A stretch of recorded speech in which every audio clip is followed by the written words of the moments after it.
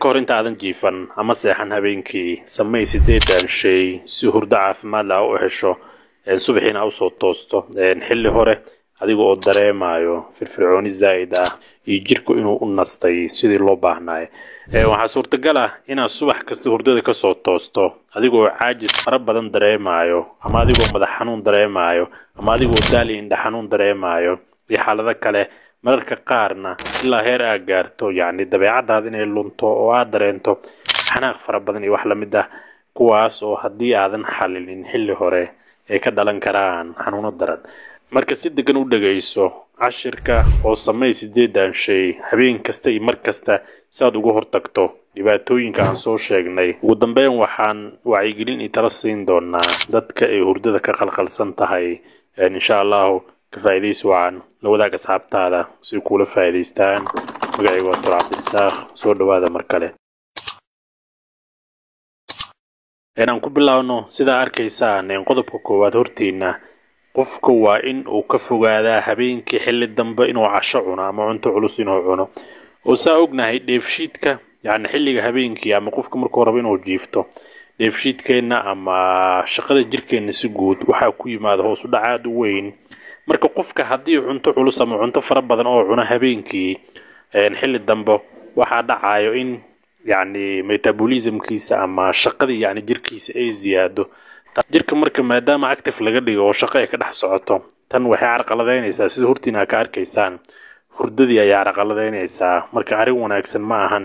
in qofka doo gaas iyo wax la mid qaban way ugu sii daran tahay oo gaaska wixii ayaa ku kacayo oo xabad xanuun iyo laab jeexi laab olol iyo wax la mid ayuu dareemayaa oo hurdadii yani way ka qalqalaysaa sida hurtina waa ka arkaysaan marka waxa wanaagsan ayaa la dhahaa qofka 7 fiidnimo wixii ka horeeyna wax cuno wixii ka dambeeyana oo iska ilaaliyo cunto iyo wax la mid ah in maalmaha hore waxa laga yaabaa in yani maadaama la qabsato xilli horina wax xilli dambena wax cunto habeenkii yani baahi daran inay ku qabato oo habeenada koowaad ah hurdu wayso balse muddo kadib yani waa la qabsan doontaa يعني وانا مهدين دونتا ان شاء الله marka waxa wanaagsan habeenkii 7 fiidnimo wixii ka horeeyay ina cunto yani cunto hadii aad cunaysaba saas ayaa wanaagsan labo ka fogow cabista kafeega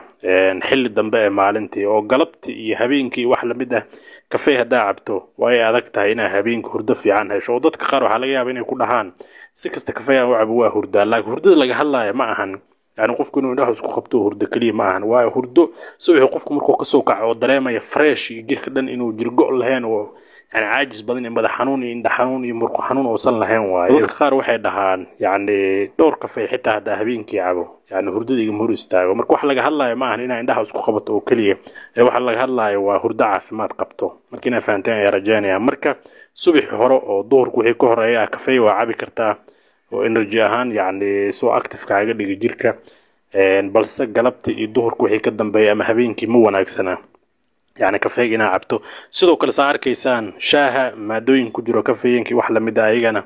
وكسامينا يعني ومو وناكسنا مغرب كوحي كدم بيا وقفكنو شاه عبو لكن كفايجا يعني الظهر وحي كدم بيا مقلب وحي كدم بينا عبتو مو وناكسنا وهردو يقلقل كاجلنا يا سدح جمعسيجا وقفكو حالة هادو جمعسي بدن سمايو سعر كيسان وحو ساميا شقادة جيركا iyo maskaxda labadaba oo hurdada ayuu carqalad ku keenaa marka jimicsiga faraha badan leh oo habeenka aad sameynayso waxa ka wanaagsan sida hurtina ka arkaysaan subax hore inaad sameyso hadii shaqo aad leedahay subax aad sameyn karin duhurka inaad sameyso ayaa wanaagsan balse habeenka jimicsiyada aad sameynayso iyo rorodka waxay keenaysaa in hurdadii ay ka qalqaliso qalqalkana saa sheegnay macnaheedu kaliya ma ahan indhaha isku qabato hurday balse waxa loo jeedaa marka subax soo kacda in aad dareemin يعني في فرعوني وعذر أنت جرجو يمدحنون يعني تبردر يوحلا مدة وحلا ديدا يوامداس مركز جمع سجا وجرك مهم ويوياهي بس وحاد مهم وعاف ما دهان حتى عدن كاس ممكن لقى أيوه صبح حرقوف كإنه سمايا ياد مهم حدي أود ويسنا الظهر دي وحلا مدينة سمايس سكودي حدي أود ويسنا قلبه أدليست ناس سمايس لكن هبين كنا سمايسه مو ناكسنا markina faantana ya rajayna ayadana afar qofku waxa wanaagsan habeen kasta inuu jiifto waqti cayiman oo gambaleel uu ku xirto waqtigaas markuu gambaleel ku soo dhaco wax walba oo haay faraha oo ka qaaday shaqo walba oo haay oo ka tago oo jiifto sababtoo xal laha hurdada yani caafimaadka leh waa mid waqti cayiman la jiifto waqti cayiman la soo kaco waqtigan aan la bedelin وجيرك يعني وحالو باهي يعني هل سيستم أنا هل نظام إن لجوا وضعيه وناكسن وحنا وناكسن قف حل هورين وجيفته صلاة عشاء بدوسود وكذا لبا ساعة بين مساء وتقنا مسديد ذهبين أما سجالك وقدام بين طبعا كان سريرة التكتو صبحين وحاول ناكسن حل هورين سوق عذا أو أفرت أما طبعا ساعة سوحنا مساء وتقنا قف بسوي قانا ما أفرت يبرك سوحنا ما إلى صوت توستيا وناكسن عارف ما دهان يعني سياسة فرعون وكدرهم كرتا لكن حل دم بدا سريرة التكتا أجيفته يعني الصبح عاجز يجرقوا على سوق عيسى حتى هذا الصبح وردده aad dheeraysato yani caafimaadka ma qaadaysid oo xanuun iyo jirgo iyo madax xanuun iyo xanaaq fara badan iyo tabardarro iyo waxyaabo fara badan ayaa isku arkaysa marka waxa wanaagsan qofka in gambaleel uu ku xirto habeenkii xilliga uu jiifanayo gambaleelku uu soo dhacba yani wax kale shaqo kale oo san qabanin halkaas uu ku joojiyo kadib sariirta tago xitaa markaas dawrta ka soo dhicin jirku uu la qabsan doonaa xilligaas oo xitaa gambaleelka inta la gaarin waxa arkaysa adigoo gambaleelka fiirinaya maadaama la qabsatay marka iyadana waa arin kale واد مهم واه فإذا شناد waxay tahay qolka ama meesha aad jiifanaysid heer kulkeeda oo hadii meesha tahay meel aad u kulul oo marka jiifata aad dhididaysa ama huur aad dareemaysid waxay keenaysaa inay hurdada ka qalqaliso ayay keenaysaa marka meel hawadeeda ay fiican tahay jiifo hadii kuleel oo ka jiran daaqadii wax la mid furo hadii kuleelka yani uu sii jiran magaalada aad joogto meel aad kulul ay tahayna IC ama muraaxadii wax la mid shido saaqabo u hesho insha Allah sababtoo jirka بالعادم كلالك يعني إنه كجيفت ويعذكتها وقفك هردوء كل ذي كرو وكل حلو يعني ويعذكتها مركا إذن هو مهم يعني ما يشاء جيفنا يسو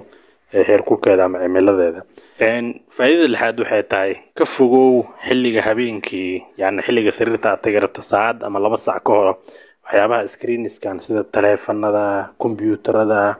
تي في دينا الدعوتي وحيابها سيفتين كسفرها بدل لو على قلدينا يا هردو هذا مركا مو ناكسنا